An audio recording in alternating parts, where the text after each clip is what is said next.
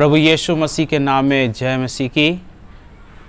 और फिर एक बार मैं परमेश्वर का धन्यवाद देता हूँ कि फिर से प्रभु ने मौका दिया कि आपको मैं परमेश्वर का संदेश आपको मैं भेजूँ। ये प्रभु की महान कृपा है जो अब तक मैं संभला हुआ हूँ और वो हमेशा दया करता है। तो आइए उसके वचन की तरफ हम चलेंगे और इसलिए अपनी आंखों को बंद करें और प्रार्थना करें। प्रभु जी, मैं प्रार्थना करता हूँ कि जो लोग मेरे संदेश को सुनने के लिए जा रहे हैं होने दे कि उनसे बात करें और लोग उत्साहित हो जाएं। मैं प्रार्थना करता हूँ लोगों के जीवन में बहुत ऐसे काम करें।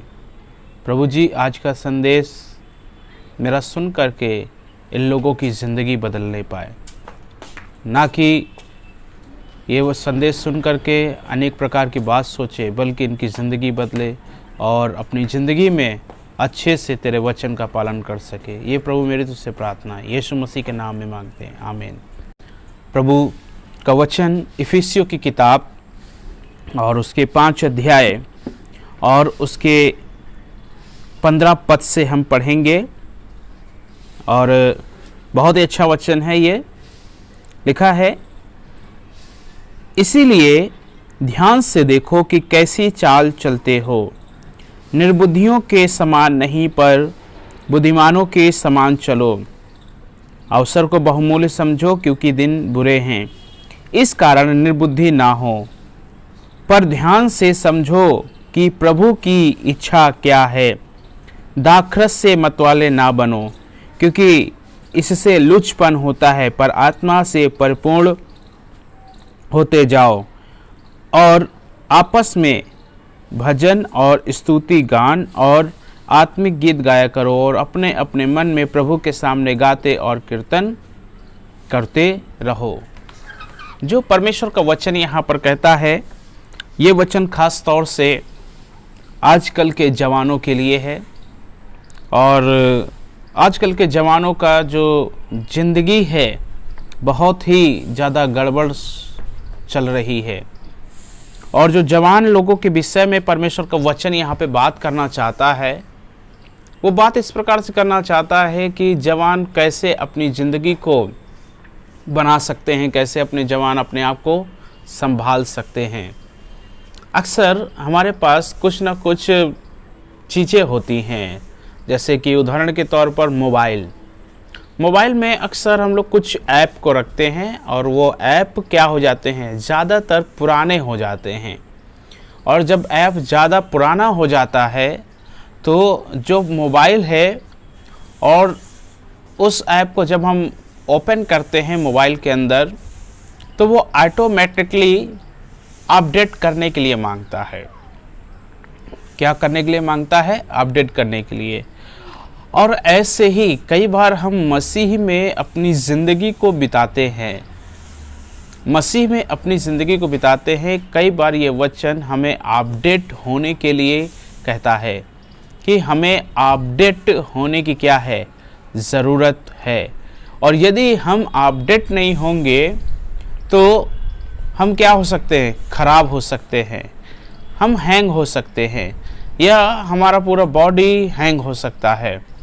तो हमें अगर मोबाइल को बचाने के लिए, मोबाइल को सुरक्षित करने के लिए हम इतना सब कुछ करते हैं, तो सोचिए हम अपने जीवन को बचाने के लिए क्यों ना हम अपने आप को अपडेट करें। और ये वचन हमें अपडेट होने के लिए कहता है, जवानों को कहता है, इसीलिए ध्यान से देखो कि कैसी चाल चलते हो, निर्बुद्धियों के समान नहीं पर बुद्धिमानों के समान चलो। जो पौलुस कुरिन्थियों की कलीसिया को एक संदेश दे रहा है, एक मैसेज दे रहा है, जो कलीसिया के विश्वासी हैं, या बोल सकते कलीसिया के जो जवान हैं, उन जवानों को पौलुस कुछ शिक्षा देना चाहता है। और वो शिक्षा इस प्रकार से है कि कहता है, ध्यान से देखो कि कैसी चाल चलते हो। और रही बात सवाल यदि करें तो जो मसीह में हैं जो लोग चाल चलते हैं वो लोग बाखूबी जानते हैं कि वे कैसी चाल चलते हैं। इसलिए अपनी चाल को क्या करना चाहिए? सुधारना चाहिए। इसलिए अपनी चाल को क्या करना चाहिए? सुधारना चाहिए। बाइबल कहती है निर्बुद्धियों के समान नहीं पर बुद्धिमानों के समान चलो। हमें बुद्धिमान बनना होगा। कुछ लोग कहते हैं कि परमेश्वर ने जगत के मूर्खों को चुन लिया है। हम कहते हैं अच्छी बात है। बोलते हैं हम मूर्ख थे इसलिए परमेश्वर ने चुन लिया। मैं कहता हूँ बिल्कुल सही बात है। लेकिन कुछ लोगों का जवाब ये था कि वो 10 साल पहले भी बोलते थे कि परमेश्वर ने हम मूर्खों को चुन लिया है, और आज भी बोलते हैं हम मूर्ख ही हैं। यानी कि पहले भी गधे थे और आज भी गधे हैं, क्योंकि गधों में कभी कोई परिवर्तन आता नहीं है। गधों में कभी कोई परिवर्तन आता नहीं है, इसलिए बोल देते हम पहले भी गधे थे और आज भी गधे हैं। लेकिन बाइबल हमें सिखाती है कि पौलुस 7 में उसने कहा कि परमेश्वर ने जगत के मूर्खों को चुन लिया ताकि वो ज्ञानवानों को क्या करें? लज्जित करें। अब ज्ञानवानों को लज्जित कैसे करेंगे? ज्ञानवान को तभी तो लज्जित करेंगे जब आप बुद्धिमान होंगे। अगर ज्ञानवानों को लज्जित करना है तो बुद्धिमान होने की ज़रूरत है। भारत में एक महान व्यक्ति की चर्चा की जाती है हमेशा, जिसने भारत के संविधान को लिखा, और भारत के संविधान को लिखने वाले व्यक्ति का नाम डॉक्टर भीमराव अंबेडकर के नाम से जाना जाता है। और वो इतना शिक्षित थे, इतना बुद्धिमान थे कि उन्होंने छुआछूत की ये जो बीमारी थी, ये जो चीज़ें थी, उन्होंने हटाने के लिए बहुत पढ़ाई लिखाई कर लिया, क्योंकि वो अपनी अहमियत, अपनी काबिलियत, अपनी क्वालिटी को जानना चाहते थे। और उन्होंने इतना पढ़ाई किया कि कुछ कह नहीं सकते। और वे कहते हैं स्कूल के बाहर बैठ कर के, बोरी पर बैठ कर के पढ़ते थे। और जो लोग ऊंची जाति के लोग थे, वे लोग कभी भी उनको अंदर नहीं आने देते थे। यहाँ तक कि जो स्कूल के मास्टर भी थे वो भी उनको पढ़ाने के लिए तैयार नहीं होते थे। लेकिन वो बाहर बोरी बिछा करके पढ़ते थे, और उनकी लगन, उनकी जिज्ञासा के कारण वो इतना पढ़ लिख गए कि भारत के अंदर कोई संविधान को उतना नहीं लिख पाया। लेकिन उन्होंने भारत की व्यवस्था को उन्होंने लिख दिया। भारत की व्यवस्था को लिख दिया। वो मूर्ख थे, लेकिन उन्होंने शिक्षा को प्राप्त करने के लिए मूर्ख बने नहीं रहे। इसलिए प्रियजनों, हमें क्या है कि निर्बुद्धि के समान नहीं पर बुद्धिमानों के समान चलना है। और डॉक्टर भीमराव अंबेडकर बुद्धिमानों के समान चले, और उनके सामने कई लोग क्या हो गए? लज्जित हो गए। ऐसे ही परमेश्वर का वचन भी हमें सिखाता है कि परमेश्वर ने जगत के मूर्खों को चुन लिया है ज्ञानवानों को लज्जित करने के लिए। यदि आपको परमेश्वर का वचन सही ढंग से नॉलेज नहीं होगा, सही ढंग से आप सीखेंगे नहीं, तो कोई भी आकर के आपको मूर्ख बना करके चला जाएगा। कुछ लोग कहते हैं हम पढ़े लिखे नहीं हैं। अरे पढ़े लिखे नहीं हैं, कम से कम सुन तो सकते हैं सही से। कुछ लोग कहते हैं कि हमें समझ में नहीं आता। अरे समझ में नहीं आता है, एक बार नहीं आता, 2 बार नहीं आता है, आप उसको बार बार पढ़िए, बार बार समझ जाएंगे। मैं कहता हूँ जो लोग पढ़े लिखे नहीं हैं वो लोग ध्यानपूर्वक सुने, और जो लोग पढ़े लिखे हैं वे लोग 1 बार नहीं, 2 बार नहीं, जब तक समझ में नहीं आता है तब तक पढ़ें। लेकिन कुछ लोगों का मानना है ये फालतू की बाइबल में समय बिताने से हमें क्या मिलेगा। आपको मैं बताऊं, आप एक बुद्धिमान व्यक्ति हो जाएंगे। आप एक बुद्धिमान व्यक्ति हो जाएंगे। कुछ लोगों का कहना इस प्रकार से रहता है कि खेत में काम करने वाला मजदूर कहता है पढ़ लिख के करबे का, करना तो खेत में काम ही है ना। अरे भाई, मैं मानता हूँ खेत में काम करना है, लेकिन जब खेत के उत्पादन का आप साधन सीख जाएंगे तो आप अच्छे से खेती कर पाएंगे। अगर खेत का उत्पादन के बारे में आपको नहीं पता है तो फिर आप जैसे पाएंगे वैसे खेती करते रहेंगे, ठीक है ना। तो इसीलिए निर्बुद्धि के समान नहीं पर बुद्धिमानों के समान चलना है। हम मसीह में आने के बाद में धीरे धीरे परमेश्वर का वचन जो सुनते हैं अपने आप में परिवर्तन लेकर के आए, परिवर्तन लेकर के आए। अगर आप परिवर्तन लेकर के नहीं आते हैं तो आप परमेश्वर को दोषी ठहराएंगे। इसीलिए अपने आप को ध्यान से देखो कि कैसी चाल चलते हो। और बाइबल हमें सिखाती परमेश्वर का वचन मानने वाला, परमेश्वर के वचन के अनुसार चलने वाला कभी मूर्ख और गधा नहीं होता है, वो एक सिद्ध मनुष्य होता है। समझ रहे हैं? तो उस बात की तरफ भी हमारा ध्यान जाना चाहिए। और साथ ही साथ में क्या लिखा है 16 पद में, अवसर को बहुमूल्य समझो क्योंकि दिन बुरे हैं। हमें क्या करना चाहिए? अवसर को बहुमूल्य समझना चाहिए। दिन कैसे चल रहे हैं? दिन बहुत बुरे चल रहे हैं, इसलिए हमें अवसर को बहुमूल्य समझना चाहिए। क्यों समझना चाहिए? क्योंकि दिन बुरे चल रहे हैं। प्रियजनों, मैं आपको इसमें से मैं इंकरेज करना चाहता हूँ। आज परमेश्वर ने आपको अवसर दिया है प्रार्थना करने का। आज परमेश्वर ने आपको अवसर दिया है बाइबल पढ़ने का। आज परमेश्वर ने आपको अवसर दिया है लोगों के साथ में संगति करने का। आज परमेश्वर ने आपको अवसर दिया है चर्च में जाने का। लेकिन आप उस अवसर को क्या करते हैं, ये अपने आप में पहले सोचो। उस अवसर को आप क्या करते हैं? फालतू और व्यर्थ समय में बिता देते हैं। भाई, जिस अवसर को खुदावन ने दिया है आपको, उस अवसर को बाखूबी अच्छे से क्या करें? आप इस्तेमाल करें। यदि आप इस्तेमाल नहीं करते तो इसमें आपकी कमी है। आप अवसर को, जितना भी प्रभु ने अवसर दिया है आपको, उसको मिस यूज मत करें। उस अवसर को अच्छे से इस्तेमाल करें। और यदि आप उस अवसर को अच्छे से इस्तेमाल करेंगे तभी तो जीवन में बदलाव आएगा। आप कुछ सीख सकते हैं, आप अपनी चाल चलन को सुधार सकते हैं। इसलिए अवसर को क्या समझो? बहुमूल्य समझो।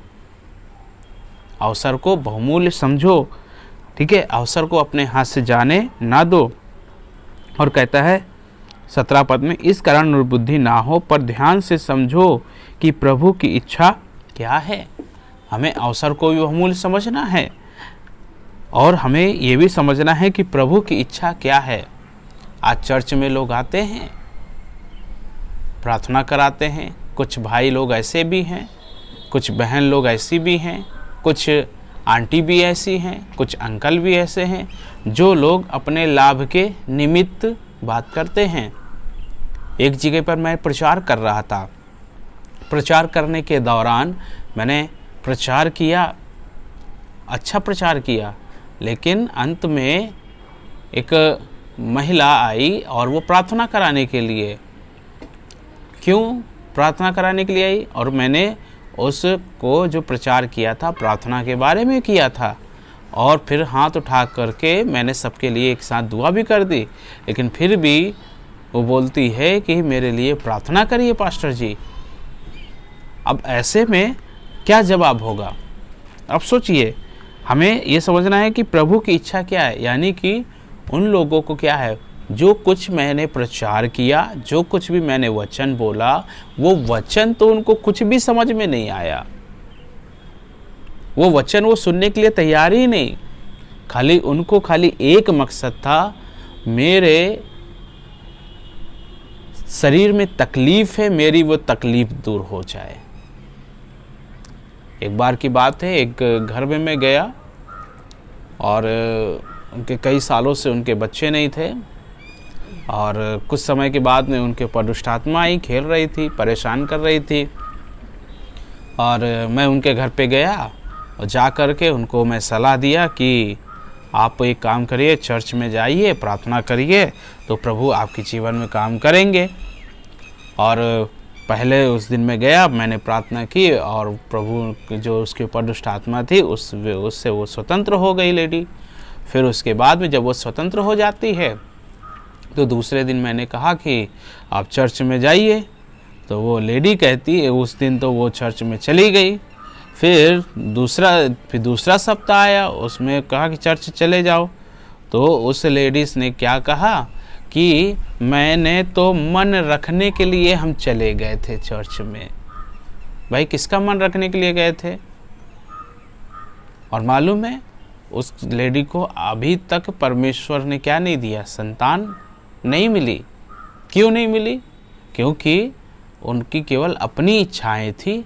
बस मुझको संतान मिल जाए, मेरी ज़रूरतें पूरी हो जाए, मुझे ये हो जाए, मुझे वो हो जाए। हालांकि कुछ साल पहले एक और घटना मैं बताना चाहता हूँ। एक महिला थी जो मैंने उससे बोला कि प्रभु यीशु मसीह को आप अपनाइए और प्रार्थना करिए। वो हर बार कोई ना कोई हमारे सामने कंडीशन रख देती थी, और कंडीशन रख करके वो बोलती थी ये टारगेट वो टारगेट, न जाने कितने घर बन जाए और घर का मकान बन जाए, मुझे ये मिल जाए, मुझे वो हो जाए, सारे टारगेट रखा। लेकिन आज तक वो चर्च में आने के लिए तैयार नहीं। यानी कि उस लेडीज़ के लिए मैं बराबर प्रार्थना करता रहा, बराबर दुआ करता रहा, लेकिन प्रार्थना में आने के लिए वो क्या नहीं हुई? तैयार नहीं हुई। अब आप कहिए ऐसी स्त्रियों को हम क्या कहेंगे? ऐसे भाइयों को क्या कहेंगे जो प्रभु की इच्छा को मालूम नहीं करते, केवल अपनी इच्छाएं क्या करते हैं? चलाते हैं। इसीलिए बाइबल कहती है ध्यान से समझो कि प्रभु की इच्छा क्या है। प्रभु की इच्छा यही है कि हम उसके साथ में लिपट जाएं, हम प्रभु से प्रेम करने वाले बन जाएं, हम पवित्रता में ज़िंदगी बिताने वाले बन जाएं, हम पवित्र आत्मा में भरते चले जाएं। हम क्या करें? हम परमेश्वर के वचन के अनुसार ज़िंदगी बिताते जाए। प्रभु की इच्छा यही है। और प्रभु हमसे चाहता क्या है? हाँ, प्रभु की इच्छा यही कि हम धन्यवाद का क्या चढ़ाएं? बलिदान चढ़ाएं। ये सब चीज़ें इच्छाएं हैं, लेकिन उन इच्छाओं को लोग क्या कर देते हैं? तज देते हैं। उसके नीचे लिखा है कि दाखरस से मतवाले ना बनो, क्योंकि इससे लुचपन होता है, पर आत्मा से परिपूर्ण होते जाओ। दाखरस से मतवाले ना बनो। पीने वाले हमेशा चर्च में आते हैं और गुटखा भी खाते और पीते भी अच्छे से हैं, और कभी कभी तो तम्बाकू भी रगड़ते हैं, सब कुछ करते हैं, और क्या बोलते हैं कि हम प्रभु की इच्छा के अनुसार चल रहे हैं। कुछ लोगों को मैंने देखा है, वो लोग गुटखा खाते बहुत अच्छे से, लेकिन अगर पास्टर जी चर्च में बोलते प्रार्थना करिए तो प्रार्थना भी करते हैं। ऐसा नहीं कि वो प्रार्थना नहीं करते, लेकिन उनकी प्रार्थना क्या हो जाती है? आधी अधूरी हो जाती है। तो प्रियजनों, दाखरस से मतवाले ना बनो। इसमें क्या होता है? लुचपन होता है। यानी कि लुचपन बोले तो जो चीज़ अंदर से कमज़ोर हो जाती है वो चीज़ क्या हो जाती है? उसमें लुचपन हो जाता है। और इसीलिए दाखरस से जो पीने वालों को भी एक संदेश देते हैं। पौलुस कहते हैं पीने वालों ध्यान से सुनो कि तुमको पीना नहीं है, इसको पीने से लुचपन होता है, बल्कि वो कहता है आत्मा से परिपूर्ण होते जाओ। बाइबल हमें सिखाती है कि हमें आत्मा से परिपूर्ण होने की ज़रूरत है। अब दुनिया में लोग क्या सोचते हैं कि पास्टर जी आएंगे, सर पर हाथ रखेंगे और हम एकदम से आत्मा हमारे अंदर आएगी और हम उछलने लगेंगे और हम भर जाएंगे पूरा। नहीं, ये गलत मैसेज है, ये गलत संदेश है। ऐसा नहीं है। आत्मा से परमेश्वर भरता है, परमेश्वर के दास के हाथ रखने से होता है, लेकिन बाइबल में सिखाती आत्मा से परिपूर्ण होते जाओ। होते जाओ का मतलब कौन है? कौन करेगा आत्मा से परिपूर्ण? पास्टर नहीं करेगा, आपको स्वयं परिपूर्ण होना होगा। आपको परमेश्वर के वचन के अनुसार चलना होगा, आपको दुआ प्रार्थना करना होगा, आपको उपवास करना होगा, आपको विश्वास बने रहना पड़ेगा, आपको पवित्रताई के अनुसार ज़िंदगी बिताना पड़ेगा। तब तो आपको समर्पण करना पड़ेगा, तब तो आप पवित्र आत्मा से परिपूर्ण हो सकते हैं। अगर आप पवित्र आत्मा से परिपूर्ण हो सकते हैं तो परिपूर्ण होना चाहते हैं, अगर पवित्र आत्मा से भरपूर होना चाहते हैं, तो मैं आप लोगों को इंकरेज करता हूँ, मैं आप लोगों को बताना चाहता हूँ कि अपनी चाल को सुधारना होगा। पहली और प्रथम बात, अपनी चाल को सुधारना होगा। दूसरी बात, अवसर को बहुमूल्य समझना होगा। तीसरी बात, प्रभु की इच्छा को जानना होगा। ये हमें 3 काम करने होंगे, तब तो हम आत्मा से परिपूर्ण हो जाएंगे। आत्मा से तभी तो परिपूर्ण होंगे। मैंने फिर से रिपीट करना चाहूँगा ये बातें कि हमें क्या करना है कि अपने चाल को देखना होगा, अवसर को हमें बहुमूल्य समझना होगा और परमेश्वर की इच्छा को जानना होगा। तभी हम पवित्र आत्मा से क्या हो सकते हैं, परिपूर्ण हो सकते हैं। यदि आप पवित्र आत्मा से परिपूर्ण होना चाहते हैं, ये सारे कामों में आप हो जाएं, मजबूत हो जाएं। यानी कि मैं कह सकता हूँ, जिस प्रकार मैंने मोबाइल के बारे में कहा था, ऐप को अपडेट करना पड़ता है, उसी प्रकार अपने आप को क्या करें, अपडेट करें। पवित्र आत्मा से परिपूर्ण होने के लिए अपने आप को अपडेट करते जाएं, अपडेट करते जाएं, इतना अधिक अपडेट करें ताकि पवित्र जब कभी भी आप प्रार्थना करें, परमेश्वर आपसे दर्शन में भी बातें करने पाए। इतना अधिक आप अपडेट करते चले जाएं। कहीं ऐसा ना हो कि आप अपडेट ना करें और आप पूरे हैंग हो जाएं और आपका जीवन तहस नहस हो जाए। आप अपने जीवन को तहस नहस ना करें, बल्कि पवित्र आत्मा से परिपूर्ण हो जाए। अपनी आंखों को बंद करें, मैं आपके लिए दुआ करना चाहता हूँ। धन्यवाद हो। करता समर्पण आत्मा और जीवन, तेरी आराधना मैं तन मन धन। करता समर्पण आत्मा और जीवन, तेरी आराधना मैं तन मन धन। प्यारे पिता परमेश्वर, मैं तुझसे निवेदन करता हूँ, जितने लोग मेरे संदेश को सुन रहे हैं, ये पवित्र आत्मा से परिपूर्ण हो जाए, क्योंकि पवित्र आत्मा से परिपूर्ण परमेश्वर पिता तू ही कर सकता है। और तूने कहा पवित्र आत्मा से परिपूर्ण होते जाओ। होना स्वयं का काम है, कोई और आकर के नहीं करेगा, बल्कि हमें स्वयं होना है। प्रियजनों, आज आप विचार करें, आज आप सोचें कि हम पवित्र आत्मा से कैसे परिपूर्ण हो जाएं। अगर आप परिपूर्ण होना चाहते हैं तो आप अपने आप को तैयार करें, तभी आप पवित्र आत्मा से परिपूर्ण होंगे। अगर आप होना चाहते हैं, आपके अंदर ये लालसाएं हैं, तो आपको मैं इंकरेज करना चाहता हूँ, आप प्रार्थना करने वाले बन जाएं, अपनी चाल को सुधारने वाले बन जाएं, आप प्रभु की इच्छा को मालूम करने वाले बन जाएं, निर्बुद्धि के समान जीवन बिताने वाले ना बने, जो कुछ भी वचन कहता है उसके अनुसार करने वाले बने। तभी आप अपने आप को और परमेश्वर को जान पाएंगे। परमेश्वर आपको आशीषित करे। प्रभु जी मैं प्रार्थना करता हूँ, जो लोग संदेश सुने उन पर तेरा अनुग्रह हो। सब बातों के लिए तुझे धन्यवाद देते हैं, यीशु मसीह के नाम में मांगते हैं, आमीन, आमीन, आमीन, आमीन। Thank you Jesus. सबको जय मसीह की। प्रभु सबको आशीषित करे, आमीन।